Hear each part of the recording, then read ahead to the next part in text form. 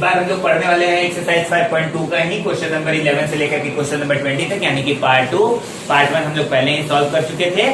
तो ये रहे क्या कहते हैं क्वेश्चन नंबर 11। तो देखिए क्वेश्चन नंबर 11 क्या कह रहा है कि एक ईपी आपको दी हुई है 3, 15, 27, 39 करके। इसका कौन सा पद 54वें पद से 132 अधिक होगा। क्या करना है, आपको बताना है कि कौन सा पद इसका 54वें पद से 132 अधिक होगा।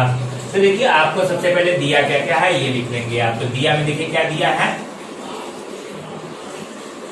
दिया में देखिए दिया हुआ है a इज इक्वल टू दे दिया हुआ है आपको 3, d1 इज इक्वल टू होता है a2 minus a1 is equal to 15 minus 3 is equal to 12। अब हमें दिया हुआ है an इज इक्वल टू दे दिया है a54 प्लस का 132। क्या कह रहा था, जो an है वो क्या है 54वें पद का 132 अधिक है। तो 54वें पद का 132 अधिक है।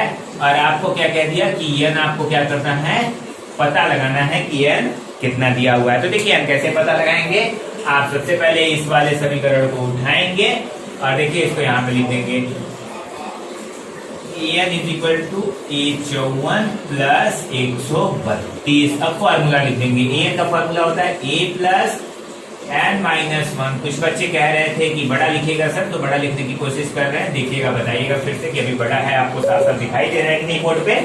तो देखिए an का फॉर्मूला हो जाता है a plus n minus 1d, और a54 का फॉर्मूला लिखेंगे तो a प्लस 53d प्लस का 132। देखिए a से a कैंसिल हो जाएगा, बचेगा क्या इधर n माइनस 1, d का मान है 12 इज इक्वल टू 53, d का मान है 12 प्लस 132 को हम लिख सकते हैं 11 गुणे 12। ठीक है, देखिए 12 से 12 कैंसिल हो जाएगा। अब क्या करेंगे, यहाँ पे आ जाएगा n minus 1 is equal to 53 और प्लस का 11, 53 प्लस 11 यानी n minus 1 is equal to आ जाएगा 64। और जब n इज इक्वल टू लिखेंगे तो इधर चला जाएगा, यानी n is equal to 64 plus का 1 इज इक्वल टू 65। यानी जो उत्तर आप लिखेंगे वो क्या लिखेंगे कि यहाँ पे ब्रैकेट में नीचे जगह नहीं है, आप नीचे लिख सकते हैं कि एपी का 65वां पद, 65 आया है, 65वां पद है। ये आपका आंसर हो गया। आया समझ में स्टूडेंट्स, कुछ भी नहीं करना था। देखिए आपको सिंपल सा बताना था कि ये 54 से 132 अधिक है, तो वही चीज हम फॉलो किए थे। ये 54 से 132 अधिक है, ये पता करना था, हम लोग लास्ट में पता कर लिया। चलिए इसे नोट कर लीजिए। ओके स्टूडेंट्स, तो अब बात करते हैं क्वेश्चन नंबर 12 की। तो देखिए क्वेश्चन नंबर 12 में बहुत ही सीधा सा सवाल है। कह रहा है कि दो समांतर श्रेणियों का सारवंतर समान है, यानी दो समांतर श्रेणी है, कोई भी होंगी, उनका सारवंतर क्या है, समान है। यदि इनके 100वें पद का अंतर क्या है, 100 है, तो 1000वें पद का अंतर ज्ञात कीजिए। तो देखिए सबसे पहले दो एपी मान लेते हैं। तो माना प्रथम एपी जो है हमारी वो क्या हो जाएगी, तो देखिए अब पहली एपी को कैपिटल ए से दिखाएंगे और दूसरी एपी को स्मॉल ए से दिखा देते हैं। तो देखिए आप इस तरीके से लिखेंगे प्रश्न अनुसार। देखिए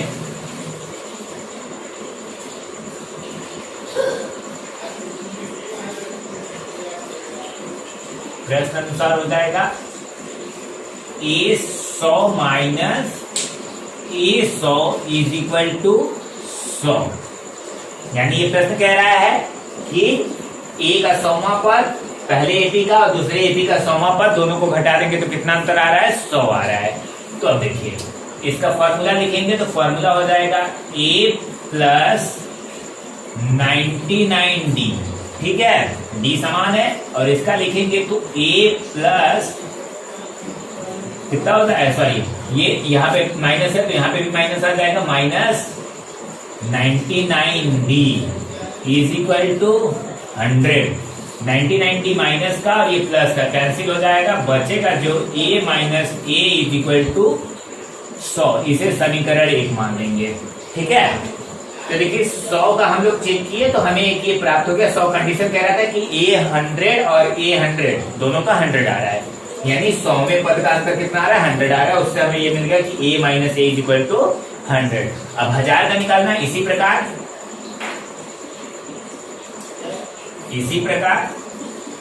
अब देखिए 1000 का निकालेंगे, A1000 minus A1000 is equal to मान लेते हैं कि x आएगा। ठीक है, कितना आएगा, x आएगा। तो देखिए A1000 is equal to A1000 मान लिए कि x आ रहा है। अब देखिए A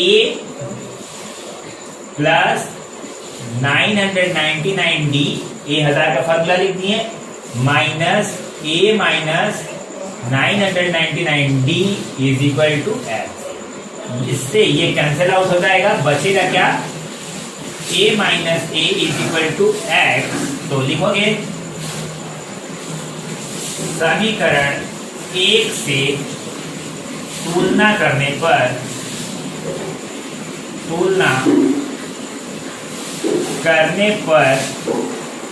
x बराबर 100, अतः 1000वें पद का 1000वें पद का अंतर भी 100 है। देखा आपने कितना जानते हैं आप, सार अंतर कभी बदलता तो है नहीं, यहाँ पे भी नहीं बदलना चाहिए था, चाहे 1000वें की बात करें, चाहे लाख की, चाहे 200 की। तो यहाँ पे देखिए 100वें पद का अगर 100 था तो बाकी का भी हम सॉल्व किए तो कितना आया, 100 ही आया। ओके स्टूडेंट्स, से नोट कर लो फटाक से। स्टूडेंट्स तो अब बात करेंगे तो क्वेश्चन नंबर 13 की। क्वेश्चन नंबर 13 देखिए बहुत ही इजी है, बस थोड़ा सा आपको क्री एक्टिविटी करनी, मतलब कुछ अपने से पता करना है। तो क्या पता करना है, देखिए आपको ये भी पहले अपने से बनानी पड़ेगी। आपको कह रहा है 3 अंकों वाली कितनी संख्याएं 7 से विभाजित हैं, यानी 3 अंकों की कितनी संख्या क्या है, 7 से विभाजित है। तो देखिए 3 अंकों की पहले सबसे छोटी संख्या क्या होती है, 100, और सबसे बड़ी संख्या क्या होती है, 999। अब आपको पता है कि 3 अंक की सबसे छोटी संख्या कौन सी 7 से विभाजित होगी, नहीं ना, या फिर आपको पता भी हो जाती है। तो 9 अंक की 3 अंक की सबसे बड़ी संख्या कौन सी है 7 से विभाजित होगी। अगर आप पता कर लेते हैं तो ठीक है, और नहीं पता कर पाते तो इस स्टेप से देखिए आप पता कर लेंगे। जब भी आपको बोले आप क्या कीजिए, 3 अंक 4 अंक जितना भी अंक बोले, 3 अंक बोला था, ये 3 अंक होगा, 3 अंक की सबसे छोटी संख्या हो गई, 3 अंक की सबसे बड़ी संख्या हो गई, ये 100 ही रहेगा। अब देखिए ये 3 अंक हो गए, 3 अंक की सबसे छोटी और 3 अंक की सबसे बड़ी, इन दोनों को क्या कीजिए 7 से विभाजित कर दीजिए, पता चल जाएगा 7 की सबसे छोटी संख्या कौन सी विभाजित होगी और 7 से सबसे बड़ी संख्या कौन सी विभाजित होगी। देखिए कैसे पता करेंगे, 7 से भाग दीजिए, 7 एकदम के 7, 3 बचा 0।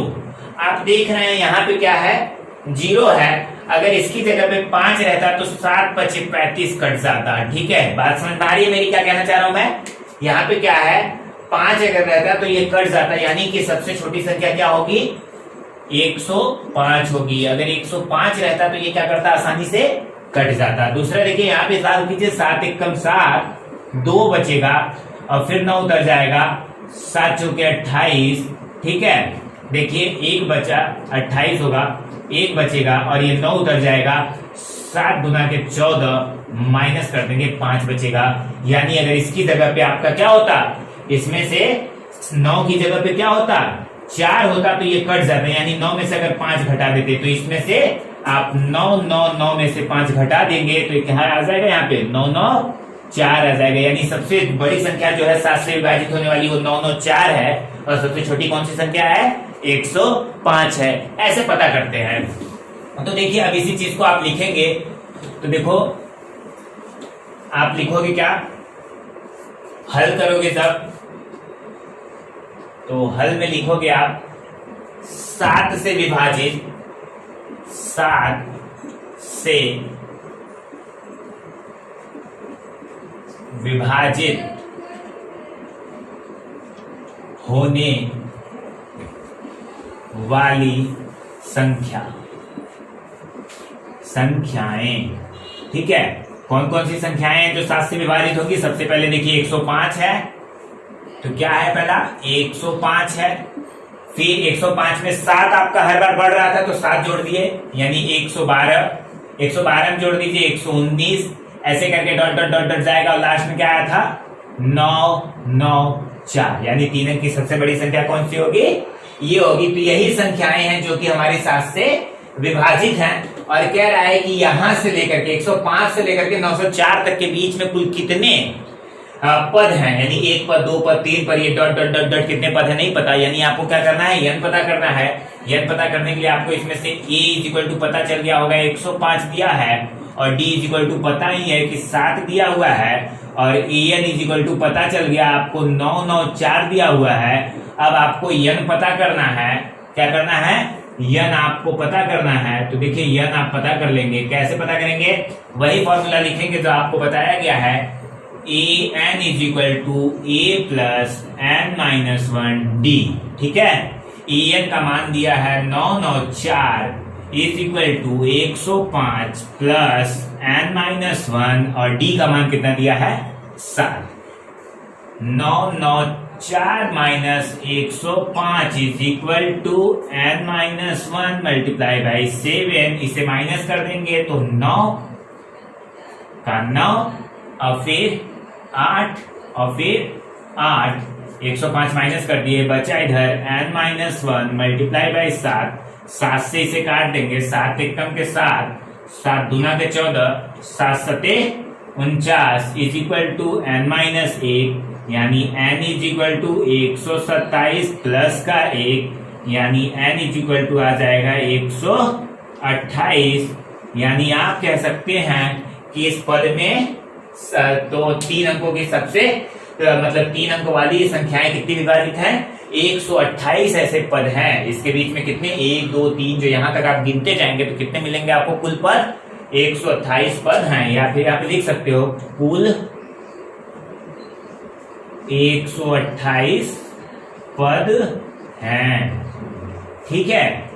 तो ये हुआ आंसर, चलिए इसे नोट कर लीजिए फटाक से स्टूडेंट्स। तो अब बात करते हैं क्वेश्चन नंबर 14 की। देखिए क्वेश्चन नंबर 14 के पास आपको हिंट देंगे, आप इसे खुद ब खुद सॉल्व कर लीजिएगा।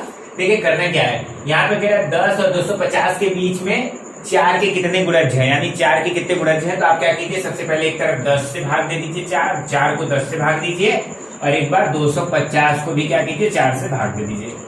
दोनों तरफ देंगे 4 से भाग दे देंगे, 4 दूनी के 8, यानी आप जानते हैं कि अगर ये 10 ना 2 क्या करेंगे 10 में जोड़ देंगे, अगर ये 10 के बाद 2 जोड़ देते 12 रहता तो आसानी से कट जाता, यानी कि 10 और 250 के बीच में सबसे पहला नंबर जो होगा वो क्या होगा 12। और इसी तरीके से इधर सॉल्व करेंगे तो 4 छक्के 24 हो जाएगा, ठीक है। एक बचेगा 2, यानी यहाँ पे 2 बार में 8 बच गया 2, यानी अगर इसमें से हम 2 घटा देते तो हमारा काम क्या हो जाता, आसान हो जाता। तो देखिए अब क्या कीजिए, यानी जो सबसे छोटी संख्या मिल गई वो हमें 12 मिल गई, तो 4 से जो गुणज है वो क्या है, देखिए 12 मिल जाएगा और 12 में 4 जोड़ दीजिए 16, 16 में 4 जोड़ दीजिए 18। इस तरीके से आपका एपी चला जाएगा और लास्ट में 250 में से क्या करना है आपको 2 माइनस कर देना है। 2 माइनस कर देंगे तो आ जाएगा 248, यानी लास्ट में आ जाएगा 248, जहां पे ए आपका 12 हो जाएगा, डी आपका 4 हो जाएगा, एन क्या हो जाएगा आपका 248 हो जाएगा और एन आपको पता करना है। तो आप आसानी से पता कर सकते हैं एन, जैसे अभी क्वेश्चन नंबर पहला सॉल्व किए थे सेम उसी तरीके का क्वेश्चन था, हिंट देना था वो हम दे दिए। तो अब बात करेंगे क्वेश्चन नंबर 15 की। तो देखिए क्वेश्चन नंबर 15 आपसे कह रहा है एन के किस मान के लिए दोनों समांतर श्रेणियां, पहली समांतर श्रेणी क्या है वो है और दूसरी समांतर श्रेणी ये है। तो देखिए दोनों श्रेणियों की वजह से तो पहला एपी को हम देखो हम लोग लिखते हैं कैपिटल ए से, तो पहले एपी के मुताबिक यानी 63, 65 और 67 इसके अनुसार, और एक ले लेते हैं दूसरा किसके अनुसार 3, 10 और 17 के अनुसार 2 एपी है, ठीक है। इसके अनुसार देखिए ए बराबर हो जाएगा, इसको कैपिटल में ले लेते हैं उसको स्मॉल में ले लेंगे, ये ए जो हो जाएगा हमारा कितना हो जाएगा ए बराबर 63, डी बराबर कितना हो जाएगा, ए बराबर देखिए 63 आ गया और डी बराबर कितना आपको पता चल जाएगा 65 में से 63 घटा देंगे, 65 माइनस 63 इज इक्वल टू 2, ये बात पता चल गई। अब यहाँ पे आप लिखेंगे तो ए बराबर कितना पता चल जा रहा है 3 और डी बराबर कितना पता चल जा रहा है 10 में से 3 गया तो बराबर 7। ये 2 चीजें हमें पता चल गई। अब हमें 2 एपीओ की मदद से ये चीजें पता चल गई, ठीक है।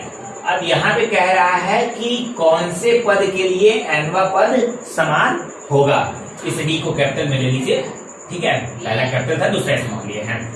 तो अब देखिए किस पद के लिए इसकी जो समांतर श्रेणी है nवें पद के लिए बराबर है। तो देखो ये करो, पहला वाला कैपिटल था तो an is equal to an, क्योंकि भाई n तो समान था, तो an और n ये किसके अनुसार, प्रश्न अनुसार, प्रश्न अनुसार,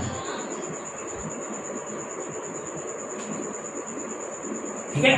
अब देखिए सॉल्व कर लीजिए। an का फॉर्मूला क्या होता है, a प्लस n माइनस 1, और इसका कैपिटल में था तो d भी कैपिटल में रहेगा, is equal to a plus n minus 1, सब कुछ स्मॉल में था, ठीक है। a का मान कितना है, कैपिटल A का मान 63 है, प्लस n माइनस 1, d का मान कितना दिया हुआ है आपको 2, इज इक्वल टू a का मान कितना दिया है आपको 3, प्लस n माइनस 1, d का मान कितना दिया है 7। अब इसे सॉल्व कर लीजिए, ये 3 इधर आ जाएगा, 63 माइनस 3 प्लस 2 से गुणा कीजिए 2n माइनस 2, ठीक। इधर सॉल्व करेंगे तो ये 3 तो चला चुका है, 7 से गुणा कीजिए 7n माइनस 7, ठीक है। अरे 63 में से चला जाएगा 60, तो देखिए 60 माइनस 2 और ये माइनस 7 इधर ला दीजिए, प्लस का 7 इज इक्वल टू, इधर देखिए 7n है, माइनस कर देंगे 2n, तो कितना बचेगा, इधर सॉल्व कर दीजिए। देखिए 60 में से पहले 7 जोड़ देते हैं और फिर माइनस कर देते हैं, तो टोटल बच जाएगा 65 इज इक्वल टू 5n, 5 से काट दो 13 बार में, यानी n इज इक्वल टू कितना आ गया, n इज इक्वल टू 13।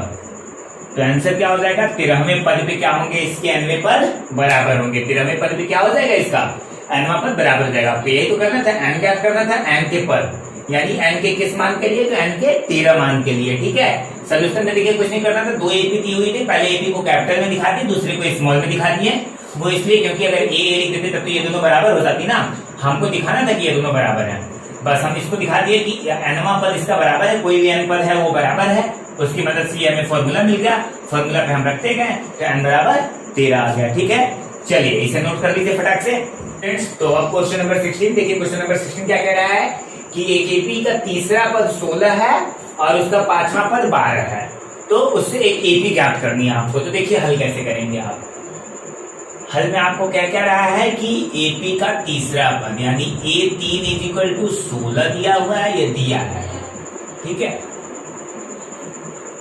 और a7 is equal to a5 plus 12 दिया हुआ है, यानी a7 जो है पांचवें पद से 12 अधिक है। तो देखिए आप क्या करेंगे, a7 को आप इस्तेमाल कीजिए, a7 is equal to a5 plus 12, a7 का फार्मूला हो जाएगा a प्लस 6d बराबर a प्लस 5 का है तो 4d हो जाएगा बराबर का 12। अब a का मान कितना है पता नहीं, तो a से a कैंसिल कर दीजिए। अब ये d इधर आ जाएगा, 6d minus 4d is equal to 12, यानी 2d is equal to 12 cut जाएगा, d इज इक्वल टू कितना आ जाएगा 6, d का मान आ गया 6।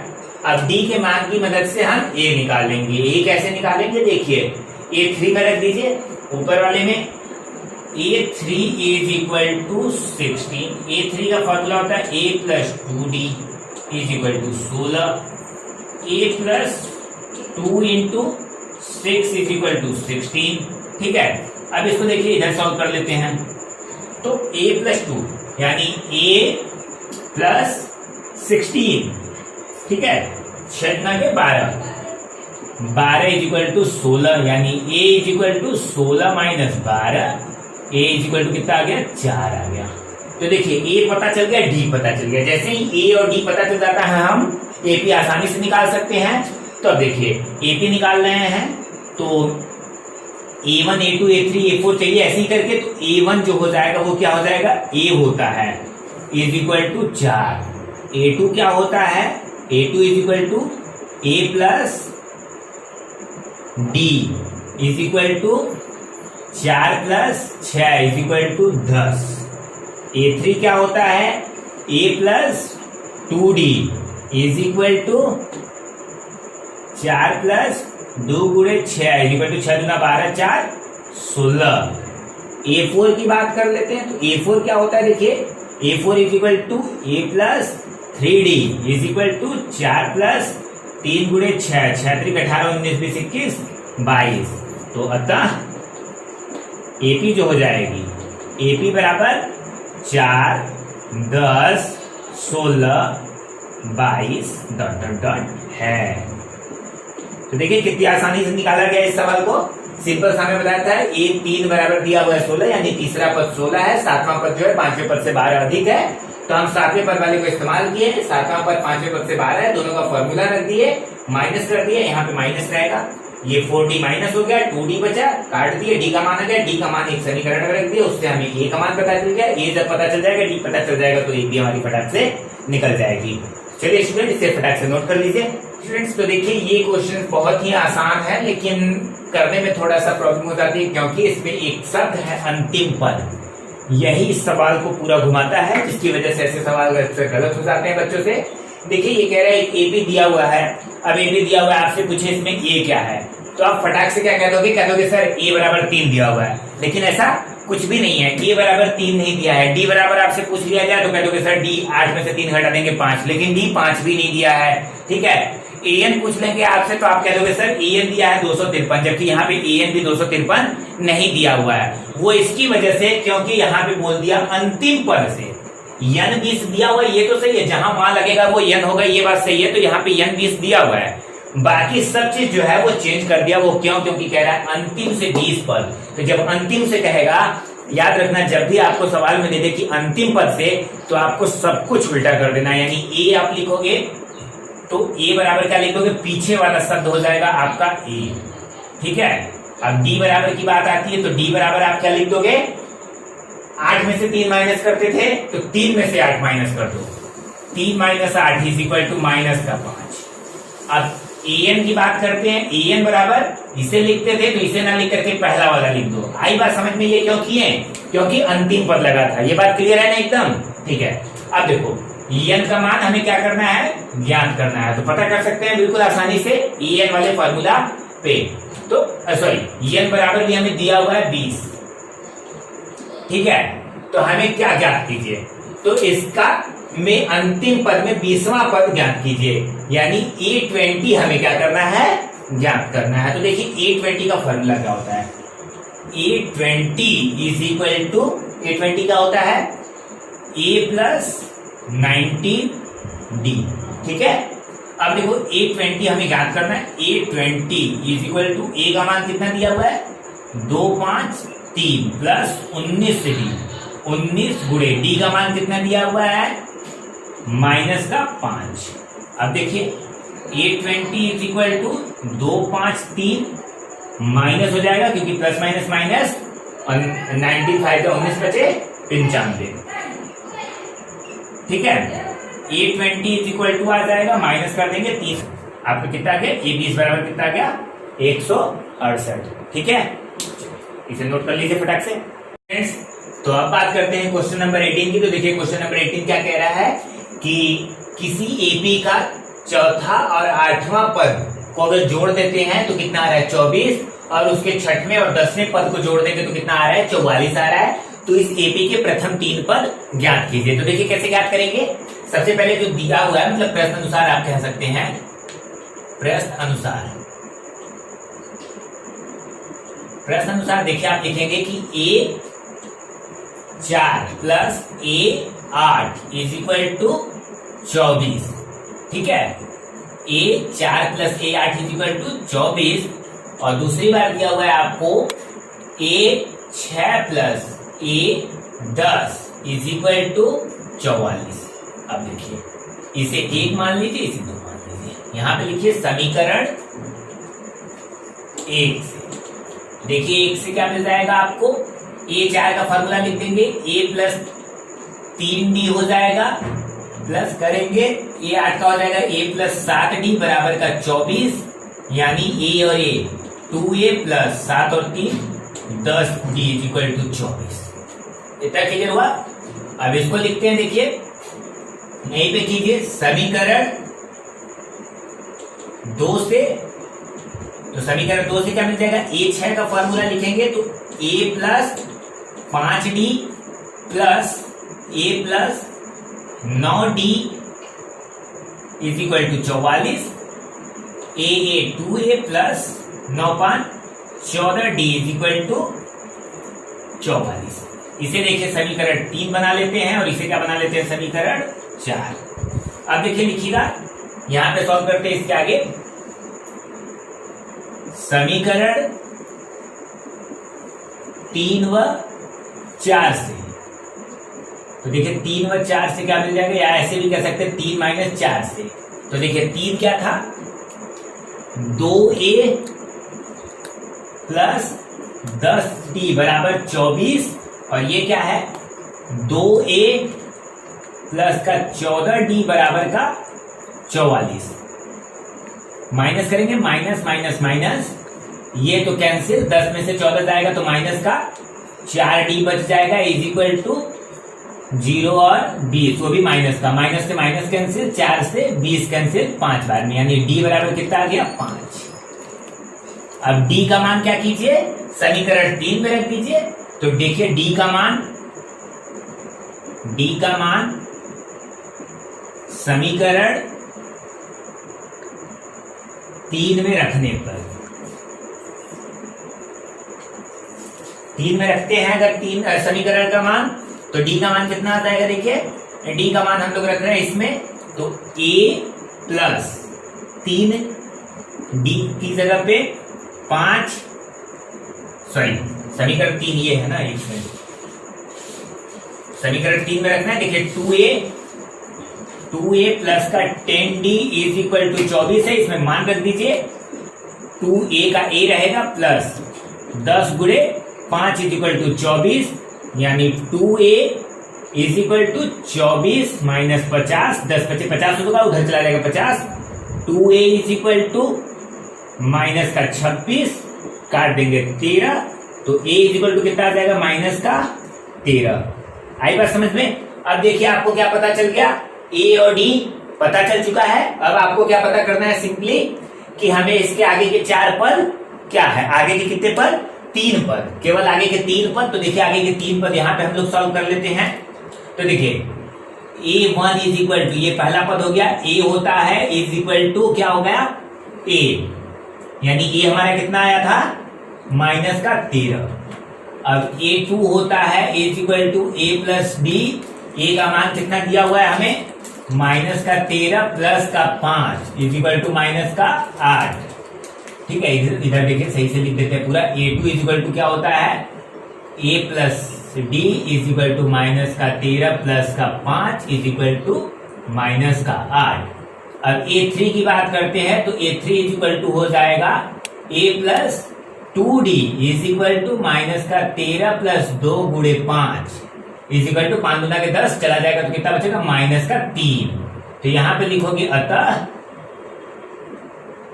AP के प्रथम 3 पद, AP के प्रथम 3 पद क्या है, पहला तो था माइनस 13 माइनस 8 व माइनस का 3 है। आई बात समझ में। देखिए इस सवाल में आपको कुछ भी नहीं करना था, बस सवाल थोड़ा सा लंबा था। कह रहा था कि एपी का चौथा और एपी का 8वां पद अगर हम जोड़ देते हैं तो 24 आता है, एपी का 6वां और एपी का 10वां पद जोड़ देते हैं तो 44 आता है। तो पहला सॉल्व कर लिए, तीसरा का फॉर्मूला लग दिया, ये 4 का और ये 8 का दोनों को जोड़ दिए तो बन गया 2A 10D। और इसी तरीके से समीकरण 2 को सॉल्व कर लिए, दोनों को माइनस कर दिया, हमें D का मान मिल गया। D का मान किसी भी समीकरण में रखते, चाहे 3 में चाहे 4 में, हमें A का मान माइनस 13 ही मिलता। और जब A और D पता चल गया तो हमें A1 A2 A3 निकालना बहुत ही आसान है, निकालने। चलिए इसे प्रॉपर्ली नोट कर लीजिए स्टूडेंट्स। ओके स्टूडेंट्स, तो अब बात करेंगे क्वेश्चन नंबर 19 एंड 20 की। तो देखिए 19 और 20 हम दोनों क्वेश्चन आपको समझा देते हैं, आप खुद ब खुद कर सकते हैं। एक ही जैसे क्वेश्चन है, अब सभी क्वेश्चन को सॉल्व करना हम भी बोर हो जा रहे हैं सॉल्व करते करते। तो आप क्या कीजिए, देखिए आपको क्वेश्चन समझा देते हैं, आप इसे बड़ी आसानी से सॉल्व कर सकते हैं।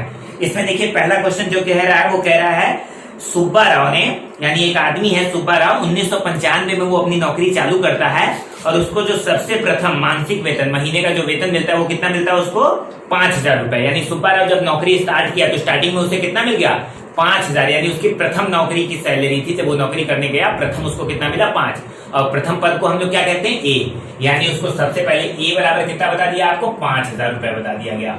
ठीक है, ए बराबर हमें पता चल गया। उसके बाद कह रहा है कि उसके मालिक ने कहा था आप कहीं पे भी काम करते हैं, हम भी टीचर है कहीं पे काम करते, तो एक ये आशा लगी होती कि कुछ महीने बाद हमारा जो है वो पेमेंट बढ़े। तो उसके मालिक ने उसको बताया कि हम आपका पर मंथ क्या करेंगे, पर मंथ क्या कर देंगे, आपका 200 रुपए बढ़ा देंगे, यानी हर महीने बढ़ाएगा। तो डी क्या हो गया, जो चीज हमेशा लगातार बढ़ती रहे और बिना घटे बिना बढ़े, मालिक बोला कि हर महीने हम 200 बढ़ाएंगे, तो डी कितना हो गया 200 रुपए। ठीक है, डी हो गया 200 रुपए। अब एक समय ऐसा आया कि वो मतलब अपना तनख्वाह पाते पाते उसका जो वेतन हो गया वो कितना हो गया 7,000 रुपए हो गया। कितना उसको पाने लगा महीने का 7,000 रुपए पाया इस बार महीने में। एक ऐसा महीना आया जब वो कितना पाया 7,000 रुपए पाया, यानी ये क्या हो गया, अब वो नौकरी छोड़ दिया। सपोज कर लो ये वहां पे नौकरी छोड़ दिया, जब 7,000 रुपए उसे मिले उसके बाद उसने क्या की, नौकरी छोड़ दी। तो अब आपको बताना है कि उसने कितने महीने क्या किया, वहां पे नौकरी किया, कितने महीने किया, यानी कि आपको ये पता करना है। पूरा सवाल हम समझा दिए, सवाल वर्ड में था। अब आप इसको तो इस वाले फॉर्मूला में रख के आसानी से सॉल्व कर सकते हैं। an = a+n - 1 d, और आपको निकालना क्या है, ये निकालना है, कर लेंगे इसे।